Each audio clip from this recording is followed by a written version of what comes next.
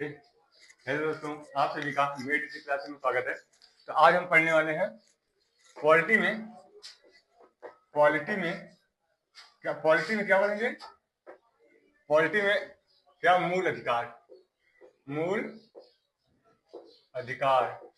देखो, मूल अधिकार सबसे पहले देखेंगे कहाँ से लिया गया है। ये यूएसए मतलब अमेरिका से लिया गया है। और मूल अधिकार किसमें है? भाग भाग 3 में का अनुच्छेद 12 से लेकर 35 तक। देखो, आज हम मूल अधिकार पढ़ाएंगे। देखो, एक ही वीडियो में पूरा हो सके तो मूल अधिकार खत्म कर देंगे, क्योंकि ये रिवीजन टाइप का होगा। मूल अधिकार अगर जिसे डेप्थ में पढ़ना है एकदम टॉपिक वाइज, तो वो कल वाले हम एक एक वीडियो करके पढ़ेंगे। लेकिन अभी तक हम एक ही क्लास में पूरा खत्म करने वाले हैं मूल अधिकार। देखो, अनुच्छेद अनुच्छेद 12 में क्या है? राज्य की परिभाषा है। राज्य की परिभाषा क्या है? मैं देखा थोड़ा इसे एसएससी डिग्री वाले के लिए ये होगा, थोड़ा सा मूल अधिकार में क्या है, रिवीजन टाइप का होगा। तो मैं फास्ट पढ़ाऊंगा। अगर जिसे डेप्थ में आराम से पढ़ना है, जिसे एक एक करके पढ़ना है, उसे वो मैं कल से शुरू करूंगा। पहले मैं आज खत्म कर रहा हूँ फास्ट इसे। देखो, ये अनुच्छेद 12 में क्या है? राज्य की परिभाषा। राज्य की परिभाषा क्या है? राज्य की परिभाषा। अब इसमें समझो राज्य क्या है? राज्य जिसके ऊपर कोई नियंत्रण ना हो, जिसके ऊपर कोई नियंत्रण ना हो, जिसके ऊपर कोई कानून न करे। जैसे क्या? बीसीसीआई ये क्या होता है? जैसे क्रिकेट होगा, क्रिकेट कहाँ होगा? ये बीसीसीआई तय करता है। अगर हमारे देश के प्रधानमंत्री कहें मुंबई में होगा तो नहीं होगा, जहां बीसीसीआई कहेगा वहां पर। ये यहाँ पर इसका कोई नियंत्रण नहीं होता। जैसे रेलवे है, रेलवे का अपना कानून है। यूपीएससी का अपना कानून। तो ये क्या है? राज्य की परिभाषा। समझे?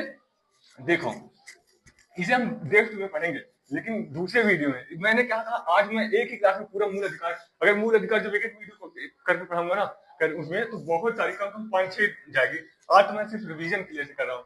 तो अनुच्छेद 13 क्या है? अल्पीकरण। क्या? अल्पीकरण क्या है? अल्पीकरण का समझा, जो हमारे देश में मेजोरिटी है। जैसे अल्पसंख्यक क्या होते हैं? जैसे क्या? मुस्लिम है, सिख है, ईसाई है, ये क्या है? अल्पसंख्यक। उनके लिए क्या है? संरक्षण दिया जाता है, उनका कोई शोषण न कर सके। अनुच्छेद अनुच्छेद 13 के बाद अनुच्छेद 14, विधि के समक्ष समानता। क्या? विधि के समक्ष समानता। ये क्या होती है? देखो, विधि के समक्ष समानता मतलब क्या होता है? कानून के नजर में सब क्या होते हैं? समान होते हैं। कैसे?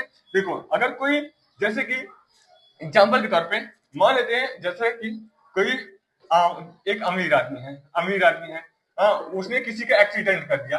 और कोई गरीब आदमी है, उसने किसी का एक्सीडेंट कर दिया। तो जो कानून उस अमीर आदमी के ऊपर लागू होगा, वही कानून गरीब आदमी के भी ऊपर लागू होगा वो कानून। तो क्या? विधि के समक्ष समानता मतलब, विधि मतलब कानून के समक्ष समानता। सबको समान सजा, समान होगा। अनुच्छेद 15 क्या? अनुच्छेद 15 कहता है कि जाति धर्म, क्या? जाति जाति धर्म, ये क्या होता है? जाति धर्म के प्रति संरक्षण। कोई भी व्यक्ति भेदभाव नहीं कर सकता। जैसे कोई मान लेते हैं हिंदू है और हिंदू है, कोई मुस्लिम है, क्या है? मुस्लिम है। अब कोई हिंदू है, कोई मुस्लिम है, वो ये नहीं कह सकता कि तुम मेरे मस्जिद में ना आओ, तुम मेरे मंदिर में ना आओ। कोई किसी को रोक नहीं सकता। हाँ, लेकिन अगर तुम मंदिर में जा रहे हो तो मंदिर के नियमों का फॉलो करना पड़ेगा, और मस्जिद में जा रहे हो तो मस्जिद के नियमों को फॉलो करना पड़ेगा। बस यही है। ये नहीं कि तुम मस्जिद में गए, घंटा बांधने लगे, ये तो उल्लंघन हो जाएगा। तुम्हें इनके नियमों को फॉलो करना होगा। अनुच्छेद 15 में क्या कहते हैं? किसी भी लिंग, वंश, जाति, धर्म के आधार पर भेदभाव नहीं किया जा सकता। अनुच्छेद अनुच्छेद 16 क्या? लोक नियोजन। लोक लोक नियोजन नियोजन लोक नियोजन क्या है? लोक लोक नियोजन क्या है? देखो, सरकारी नौकरी सर सरकारी सरकारी नौकरियों में समानता। देखो, अब मैं क्या बोला था ना कि इसमें ज्यादा इसे डेप्थ में नहीं पढ़ाऊंगा, ये रिवीजन के तौर पर होगा। क्योंकि अभी अगर इसे मैं डेप्थ में पढ़ाऊंगा बहुत ज्यादा वीडियो बड़ी हो जाएगी, और इसके हम अभी बाद में लेंगे एक एक करके। अभी मैंने इसे फास्ट रिवीजन के लिए रखा है। तो अनुच्छेद 16 पढ़ चुके हैं, अनुच्छेद 16। इसके बाद आता है अनुच्छेद 17। अनुच्छेद 17 का है स्पष्टीकरण। क्या है? स्पष्टीकरण। क्या? अस्पष्टता, अस्पष्टता, अस्पष्टता, ये क्या होती है अस्पष्टता? देखो जब हम किसी के जाति जाति धर्म लिंग जाति धर्म के आधार पर छुआछूत नहीं कर सकते। जैसे कोई छोटी कास्ट एससी है, एससी यानी छोटी कास्ट के, एससी है एसटी है, हम उनके साथ ये नहीं कह सकते कि तुम छोटी जात के हो, तुम मेरे यहाँ पर पानी नहीं भरोगे, तुम एसटी कास्ट के हो, तुम मेरे यहाँ कोई मतलब छुआछूत का व्यवहार नहीं कर सकते। अनुच्छेद 17 में क्या है? अनुच्छेद 17 अनुच्छेद 18, अनुच्छेद 18 में कहता है कि उपाधियों का अंत, उपाधियों का अंत, उपाधियों का अंत, ये क्या होता है? देखो अनुच्छेद 18 में क्या है? उपाधियों का अंत। उपाधियों का अंत का मतलब क्या है? देखो पहले क्या था, जैसे कि अगर आपने कभी हिस्ट्री पढ़ा हो तो बहुत सारे राजाओं को उपाधि दी जाती है, क्या फलाना उपाधि, मतलब बहुत सारे, जैसे कि क्या मतलब जैसे क्या है जमींदार, क्या पहले अगर जमींदार थे तो जमींदार साहब क्या जमींदार उपाधि दी जाती है। तो अब क्या है? उपाधियों का अंत, कोई किसी को भी हम उपाधि किसी के राजा के तौर पर नहीं दिया जा सकता है, लेकिन हाँ जैसे अब जैसे कोई खेल अच्छा खेलता है तो उन्हें उपहार दिया जाता है, ना कोई वो उपाधि है। अनुच्छेद अनुच्छेद 19, अनुच्छेद 19 में क्या कहता है? देखो ये अनुच्छेद 19 संविधान का, इसे संविधान का रीढ़ कहा जाता है, संविधान का इसे रीढ़ कहा जाता है, संविधान का रीढ़। याद रखना ये एक पॉइंट, ये मूल का बहुत इंपॉर्टेंट है हर एग्जाम के लिए, क्योंकि इसे कहीं पर एग्जाम देने जाना इसे रिवीजन करके जाना है, क्योंकि यहाँ पर हर एग्जाम में एक आध क्वेश्चन जरूर पूछ लेता है। अनुच्छेद 19 में बहुत सारे हैं। अब देखो इसे कहता है अभिव्यक्ति, अनुच्छेद 19 का एक अभिव्यक्ति की स्वतंत्रता, एक अभिव्यक्ति की स्वतंत्रता। अनुच्छेद 2 में क्या है? अनुच्छेद 19 के 2 में है क्या? सभा करने की स्वतंत्रता, सभा करने की स्वतंत्रता। अनुच्छेद 3 में क्या है? संगठन करने की स्वतंत्रता, संगठन करने की स्वतंत्रता। इस पर अनुच्छेद 3 में क्या है? संगठन करने की स्वतंत्रता, संगठन करने की स्वतंत्रता। अनुच्छेद 4 में क्या है? देखो अनुच्छेद 4 में क्या है? घूमने की स्वतंत्रता, घूमने की स्वतंत्रता, मतलब तुम कहीं पर किसी भी जगह पे घूम सकते हो। अब ऐसा नहीं है कहीं पर मना किया गया कि हाँ यहाँ पर कोई काम चल रहा है, तुम वहां पर घुस जाओ जबरदस्ती, बोलो मुझे घूमने की स्वतंत्रता है, मार के भगा देंगे। यहाँ क्या? घूमने की स्वतंत्रता, हाँ कहीं पर घूमने की स्वतंत्रता। अनुच्छेद 5 में बचने की स्वतंत्रता, क्या? कहीं पर कोई तुम किसी भी जाओ, जहां कहीं भी जाओ, बच सकते हो, रह सकते हो, क्या? बचने की स्वतंत्रता, बचने की स्वतंत्रता। और अनुच्छेद 6 में क्या कहता है? कहीं पर अपना व्यवसाय कर सकते हो, जैसे हमारे देश के लोग हैं, जैसे अमेरिका बहुत सारे जाते हैं, अपना व्यवसाय करते हैं, तो यहाँ का व्यवसाय करने की स्वतंत्रता, ठीक, व्यवसाय करने की स्वतंत्रता। और यहाँ पर अनुच्छेद 7, अनुच्छेद 19 का 7, अनुच्छेद 19 के 7 में क्या कहता है? कहीं पर संपत्ति खरीदने की स्वतंत्रता, तुम कहीं पर भी संपत्ति खरीद सकते हो। अरे यार दिख नहीं रहा था, अरे कोई दिक्कत नहीं, ठीक है। अनुच्छेद 19 में इतने अधिकार थे। तो अब देखो अनुच्छेद 19 के बाद अनुच्छेद 20 में इसमें क्या 3 प्रकार के अधिकार हैं। देखो कैसे, कौन सा है? अनुच्छेद 20 के 1 ये कहता है कि अगर जिस समय तुम गलती, मतलब कि अपराध करने समय का, देखो अपराध सजा अपराध करने के समय का, इसका मतलब क्या होता है? देखो अगर जैसे तुम आज कोई मुर्गी चुरा लिए, ठीक, तुम किसी मुर्गी को चुरा लिए, आज क्या मुर्गी चुरा ली तुमने, और आज की सजा मुर्गी चुरा ली, मुर्गी, अरे ठीक है मुर्गा। देखो आज तुमने मुर्गी चुरा लिया, आज क्या चुरा लिया? मुर्गी। अगर तुमने आज मुर्गी चुराई, इसकी सजा क्या है? मान लेते हैं इसकी सजा फांसी है। अरे ठीक है कुछ भी यार, आज ठीक हो, 2 पार्टी मसाला है ना, हाँ चला राजेश सर कुछ भी यार। देखो ये मसाला है, तुमने आज मुर्गी चुराई, उसकी सजा क्या है? मान लेते हैं फांसी है ना, ठीक है। और अब देखो कल क्या हो गया, तुमने आज मुर्गी चुराई, कल इसका फैसला क्या हो गया, अगर जो मुर्गी चुराएगा उसे क्या होगी, फांसी होगी, वो सॉरी मान लेते हैं उम्र कैद होगी, ठीक है। तो तुम्हें जब आज तुम्हें पता चला कि हाँ तुमने मुर्गी चुराई थी, कल पता चला है और कल ही नियम बन गया है कि मुर्गी चुराने के का सजा होगी, फांसी होगी। और फिर अब तो क्या हुआ, तुम सोच रहे हो कि अब तुम्हें फांसी मिलेगी, नहीं। आज क्या था, जब तुमने मुर्गी चुराई थी तो उसका सजा क्या था, उसकी सजा क्या थी, फांसी। लेकिन जब तुमने मुर्गी तुमने अब सजा कब उसके दूसरे दिन बना है ना, तो तुम्हें जो सजा आज था ना, तुमने जब मुर्गी चुराई थी उस हिसाब से दिया जाएगा, ना कि जो सजा कल बनी, नहीं, ठीक है, पुराने हिसाब से सजा दी जाएगी कानून के मतलब। और अनुच्छेद अनुच्छेद 20 का दूसरा में क्या कहता है कि एक गलती का एक गलती का एक सजा, मतलब अगर तुमने एक अपराध किया है तो उसका एक ही सजा। जैसे मान लो तुमने किसी के भैंस को चुरा लिया है, हाँ चुरा लिए, हाँ कुछ भी है, भैंस से दूध उठा लाए, ठीक है। अब तुम्हें देखा, तुमने पुलिस वाले तुमने देखा और पकड़ लिया, जाकर बंद कर देते लोग। ऐसा नहीं है कि तुमने फिर छोड़ दिया तुम्हें और पुलिस वाला फिर देखे फिर पकड़, ऐसा नहीं है। तुमने एक बार गलती किया तो उसकी सजा एक ही बार मिलेगी, ना कि बार बार मिलेगी, ठीक। और अनुच्छेद अनुच्छेद ठीक है।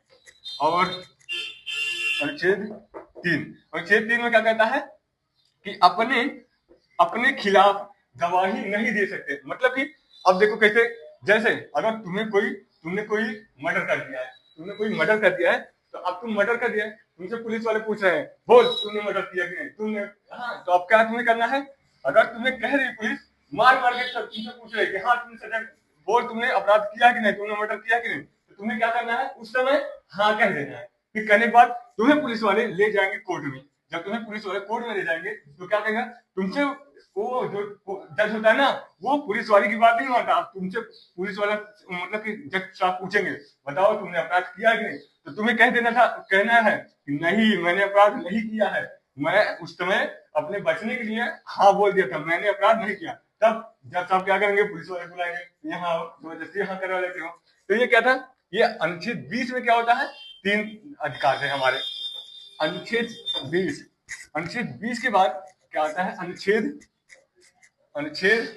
21, इसे प्राण एवं दैहिक स्वतंत्रता बोलते हैं, दैहिक स्वतंत्रता। अब इसमें देखो, इसमें 2 प्रकार के हैं।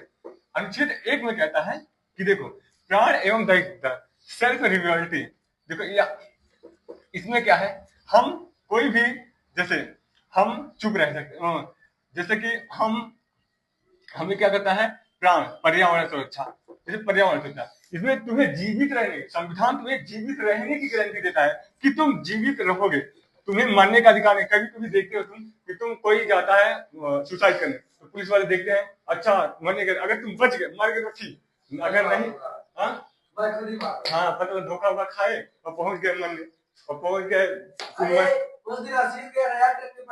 हाँ, और पुलिस वाले पकड़ लिए, कहा तुम्हें बचाएंगे,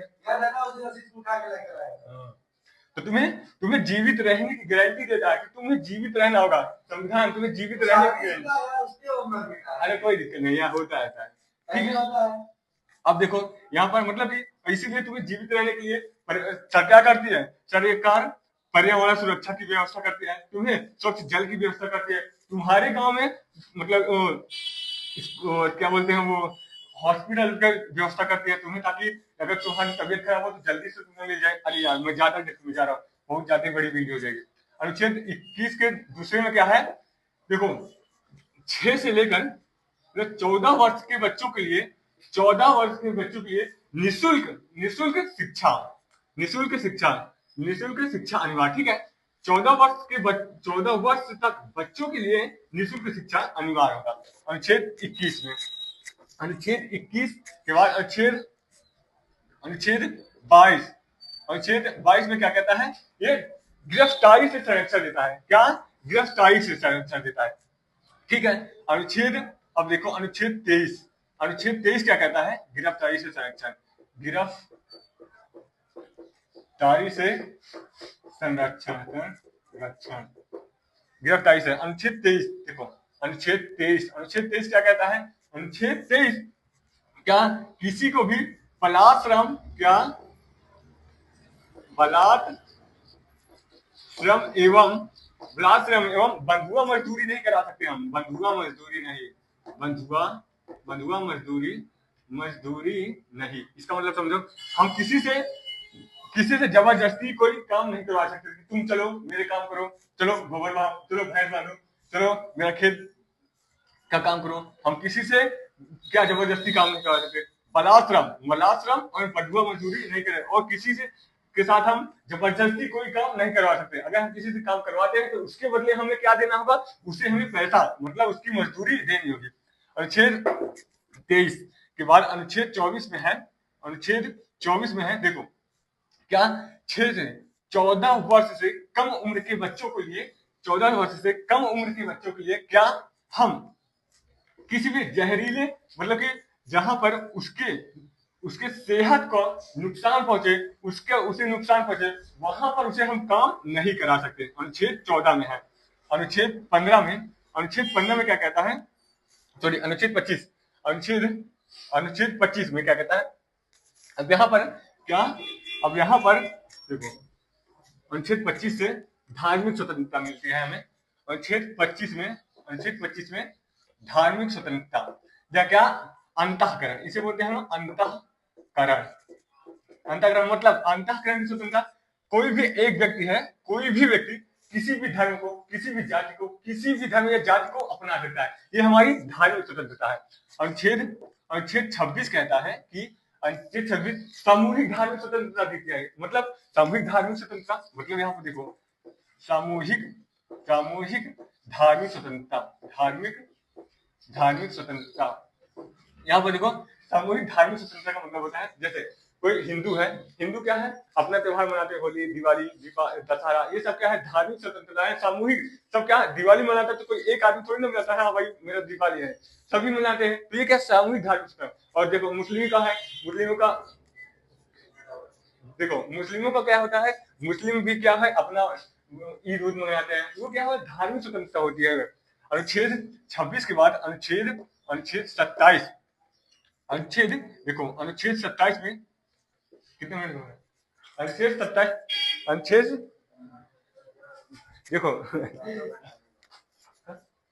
अनुच्छेद 27 में कहता है कि हम किसी भी धार्मिक कामों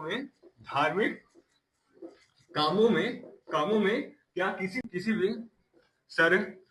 सरकारी संस्था में, किसी भी सरकारी संस्था में क्या धार्मिक स्वतंत्रता नहीं दी जा सकती है।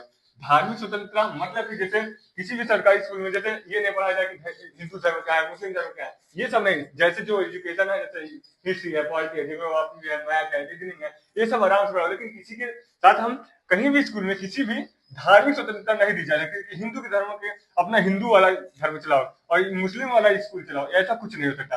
अनुच्छेद अनुच्छेद अनुच्छेद 29 में क्या कहता है, संस्कृत मतलब भाषा एवं संस्कृति की स्वतंत्रता, मतलब कि कोई भी हम कुछ भी बोल सकते हैं किसी के प्रति। अगर कोई हमारा उल्लंघन कर रहा है कोई नियमों का, तो हम क्या उसके प्रति बोल सकते हैं, कोई सरकार हो या कोई जनता हो। भाषा इसका मतलब, इसका ये मतलब कुछ भी बोल सकते हैं हम। इसका मतलब ये नहीं है कि हम कुछ भी बोल सकते हैं तो तुम जाओ किसी को गाली दे दो, हाँ, तो ये नहीं है कि कुछ भी बोल सकते थे मतलब कुछ भी बोल सकते हो, गाली नहीं दे सकते, नहीं तो उसके नियमों को उल्लंघन हो जाएगा। कोई हम अपनी संस्कृति को अपना सकते हैं, कोई भी संस्कृति अपना सकते हैं। ये 29 अनुच्छेद 29 के बाद अनुच्छेद 30 देखो, अनुच्छेद 30 क्या कहता है कि अल्पसंख्यक अपनी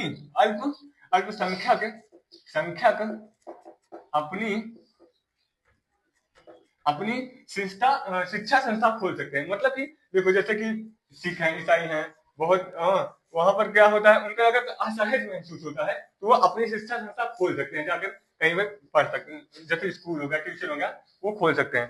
ठीक। अनुच्छेद 31 में क्या है, संपत्ति का अधिकार है, संपत्ति का